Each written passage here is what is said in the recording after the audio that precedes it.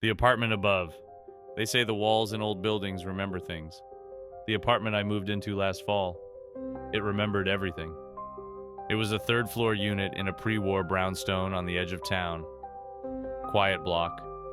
Affordable rent. The kind of place where nothing's supposed to happen. Except something did. Something terrible. I didn't know it at the time, of course. When I signed the lease, the landlord, Mr. Hecht, was all smiles. A wiry old man with a limp and nicotine-stained teeth. He said I was lucky. Apartment 3B hadn't been available in years. And now I know why. The first night I slept there, I heard footsteps overhead. Heavy ones. Pacing. Back and forth. Over and over. But 3B was the top floor. I went upstairs to check. Just a storage attic. Locked. Hecht had the only key. I brought it up the next day, but he shrugged it off. Old pipes, he said. Settling wood. Happens in these buildings. But I know footsteps when I hear them. The pacing continued. Every night. Always between 2 a.m. and 4 a.m. Then it started getting worse. Scraping sounds. Like furniture being dragged across the floor above. Then thuds. Then muffled cries. I knocked on the ceiling with a broom handle one night, and I swear, everything stopped. Dead silence. Then a whisper, faint as breath. Don't. After that, the noises changed. They weren't above anymore. They were inside the walls. Scratching, tapping, whispers behind the drywall. One night I was brushing my teeth when the light above the mirror flickered, and in that brief pulse of darkness, I saw someone standing behind me. Just for a second. A man. Tall, gaunt, his face smeared with blood. When I turned, he was gone. But he left something behind. On the bathroom floor was a tooth. Human. Still bloody. I didn't sleep that night. The next morning, I went to the library and looked up the building's history. That's when I found it. In 1977, a man named Alan Drexler lived in my apartment. A quiet loner. Never caused trouble. Neighbors described him as odd but polite. One day, police broke into his unit after complaints of a foul odor. They found the walls filled with bones, human remains, stuffed in insulation, hidden beneath floorboards. Most were children, missing kids from the neighborhood. Alan had been luring them in for years. He confessed to 17 murders. But that's not the worst part. He said he wasn't alone. He claimed the man in the attic made him do it.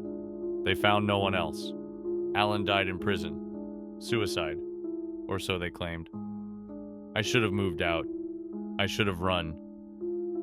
But something about the apartment kept me there. Like it wanted me. One night I woke up standing in the kitchen. The knife block was empty. One blade sat on the counter, bloody, and carved into the wall were the words, "He's still here." I checked the attic door again. Still locked. So I called Hecht. Demanded the key. He finally gave in. I went up around midnight. The attic was worse than I imagined. Dust, cobwebs, the smell of rotting meat, boxes piled everywhere, old toys, dolls, shoes, and in the far corner, a chair with leather restraints and scratch marks in the floor beneath it. Next to the chair, a hole in the wall. A man-sized hole, crudely carved through wood and plaster, leading into total blackness. I should have left. I should have run. But I looked inside, and I saw him. Alan, or what was left of him. His skin was paper thin, eyes sunken, lips pulled into a grin too wide, too dry. But the worst part, he was tied to nothing, just floating, still staring at the wall. And then he spoke. I never left. I ran, but the stairs twisted, turned. Suddenly the attic had more doors than before. Endless hallways, no windows. I swear that place changed, shifted itself around me. I screamed, I begged, I slammed my fists against the walls. Eventually I found the exit, or something like it. When I made it back to my apartment, it was morning. But something was wrong. My floor was covered in dust.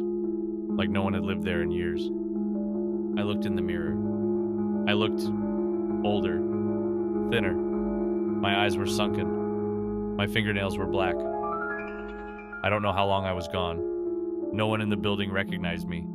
Hecht was gone. The name on the building was different.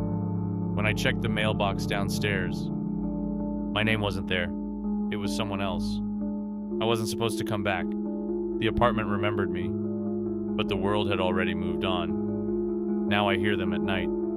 The footsteps, the whispers, the man in the attic. He's waiting.